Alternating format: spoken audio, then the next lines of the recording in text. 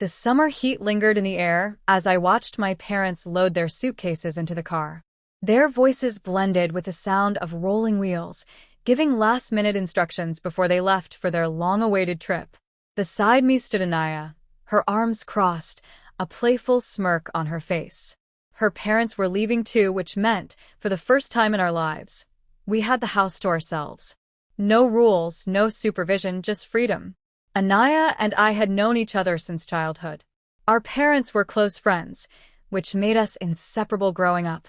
We had spent countless afternoons playing in the backyard, fighting over the last slice of pizza, and sneaking into each other's houses for late-night horror movies. But as we grew older, things changed. The innocent childhood bond turned into something unspoken, something neither of us ever dared to acknowledge. That night, as we sat on the couch, the glow of the television flickering across her face, I realized how different things felt. The usual teasing and laughter were there, but underneath, there was something else, a quiet intensity in the way our eyes met, a hesitation in our movements. "You know," Anaya said, pulling her legs up onto the couch, "I always imagined what it would be like to live alone. No one telling me what to do, no strict rules. Just freedom." I chuckled, trying to ignore the way her voice softened at the end. "Yeah? And what's the first thing you want to do with all this freedom?" She tapped her chin, pretending to think. Maybe eat ice cream for breakfast. Or throw a party. What about you?" I shrugged. "Honestly, just enjoy the peace." She laughed. "You're such an old man." The conversation drifted into memories of childhood, embarrassing stories, and dreams we had never shared before. Hours passed, but neither of us moved. The space between us felt smaller, the silence heavier. Then, in a moment of curiosity, her fingers brushed against mine. It was brief, so brief it could have been an accident. But it wasn't. Her eyes flickered up to mine, questioning, waiting. My heart pounded, but I didn't move. I didn't want to ruin the moment, to overthink what was happening. The next day, everything felt different. The little things, the way she lingered in the kitchen as I made coffee, the way her gaze held mine a second too long, felt like an unspoken agreement. A shift neither of us acknowledged, but both of us felt. By the time the sun set, the tension was impossible to ignore. It wasn't just about friendship anymore. It was something more, something fragile yet electrifying. And in the absence of our parents, it had space to grow into something we weren't prepared for. The days passed in a blur of stolen moments and quiet confessions. Anaya and I spent every waking hour together, exploring a connection we had ignored for years. It was new, exhilarating, and terrifying all at once. We cooked together, played old songs, and stayed up late talking about things we had never dared to before. One night, as the rain tapped gently against the windows, we sat close, wrapped in the warmth of shared silence. The dim light made everything feel softer, more intimate. She turned to me, her expression unreadable. "Have you ever wondered what would have happened if we weren't just friends?" The question caught me off guard. My heart thumped loudly in my chest, but I forced a smirk. "Maybe I have." She smiled, but there was something hesitant in her eyes. A challenge. An invitation. Before I could think, before I could doubt, I leaned in. The moment our lips met, everything else faded. It wasn't just a kiss. It was years of unspoken emotions unraveling all at once. When we pulled away, she exhaled shakily, her fingers still gripping my shirt. "I don't know what this means," she whispered. I didn't either, but I knew I didn't want it to stop. "Then let's not overthink it." For the next few days, we lived in a world of stolen glances and whispered promises. It felt perfect, like we had finally found what had been missing all along. But something changed. I started noticing how she would turn her phone away when she texted, how she'd step outside for calls late at night, the way she hesitated when I asked her simple questions, like she was calculating her answers. At first, I ignored it. I told myself I was overthinking, but the feeling wouldn't leave. One evening, she left her phone on the table while she went to take a shower. A message popped up. My heart stopped. "Miss you. Can't wait to see you again. Red heart." A wave of nausea rolled through me. My hands trembled as I picked up the phone, scrolling through the messages. The conversation was ongoing, sweet words, late-night confessions, plans to meet. The air felt thick, suffocating. Every moment we had shared flashed before my eyes, now tainted with the reality I had been too blind to see. The sound of the shower stopped. Footsteps approached. I placed the phone back exactly as it was and sat there, my mind racing. Anaya walked in, towel in hand, her smile effortless. "What's wrong?" I forced a breath. Nothing.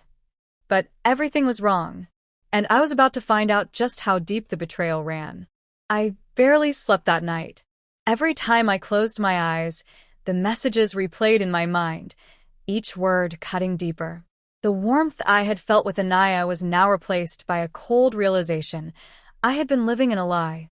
The next morning, I watched her, searching for signs I had missed before. The way she avoided my eyes. The way she laughed at my jokes but seemed distant. It was all there. I just hadn't wanted to see it. By afternoon, I couldn't hold it in anymore. I waited until she was relaxed, scrolling through her phone on the couch. My voice came out steady, but my hands clenched into fists.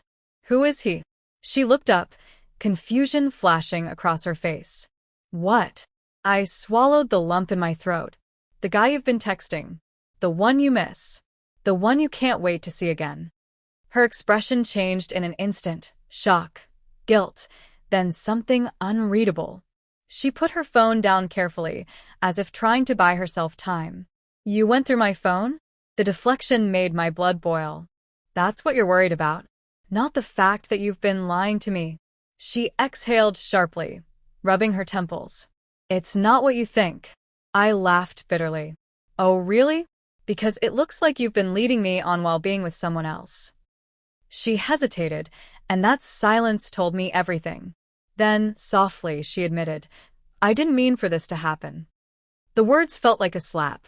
"So what was I? A distraction?" She shook her head. "No, it wasn't like that. I care about you. But this," she gestured between us. "This wasn't supposed to happen." My stomach twisted. "Then why did you let it? Why did you kiss me? Why did you make me think?"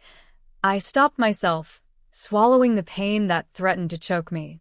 Tears welled in her eyes, but I couldn't tell if they were for me or for herself. "I was confused," she whispered. "You've always been important to me, but I love him." The final nail in the coffin. My breath hitched, and for a moment, I felt weightless, like everything inside me had just shattered. I forced myself to nod.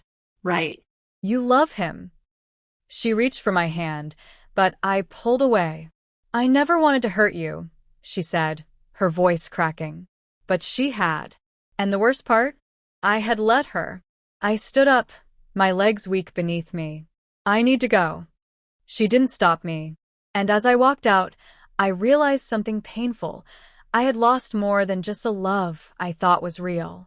I had lost my best friend, too. The world felt quieter after I left. The house that once felt alive with laughter and whispered conversations now seemed empty. I walked aimlessly, my thoughts spiraling between anger and heartbreak. I had given her everything, my trust, my emotions, my vulnerability. And she had given me a lie. The first few days were the hardest. I wanted to text her, to ask if she missed me, if she regretted what she did. But I knew better. I knew that, even if she responded, the answer wouldn't change what had happened. She had already made her choice, and it wasn't me. Nights were the worst. Sleep didn't come easily, and when it did, it was filled with memories that felt more like nightmares. The way she smiled when she looked at me, the way she leaned in when she spoke, the way she made me believe I was the only one. And then the messages, the cruel reminder that I had never truly had her in the first place. One afternoon, I saw her name flash on my screen. My heart clenched, but I didn't pick up. Whatever she had to say wouldn't undo the damage. I let it ring until it stopped. Then, a message appeared. "I'm sorry." That was it. 2 words. Nothing more. No explanations, no effort to fix what she had broken. Just an apology that did nothing to ease the pain. I stared at it for a long time before deleting it without responding. Days turned into weeks. The ache remained, but it became manageable. I forced myself to focus on other things, work, old hobbies, anything to fill the silence she had left behind. Slowly, the memories lost their sharp edges. I still thought of her, but not with longing, not with anger, just acceptance. One evening, I ran into a mutual friend who mentioned that Anaya was still with him, the guy from the messages. The news didn't sting like I expected it to. Instead, it felt like closure. She had moved on, and so had I. Maybe in another life, things would have been different. Maybe we would have been more honest, more careful. But in this life, we had been nothing more than a lesson to each other. Looking back, I realized love wasn't always about happy endings. Sometimes, it was about learning when to walk away. And I had learned. I had loved, I had lost, and I had survived. And that was enough.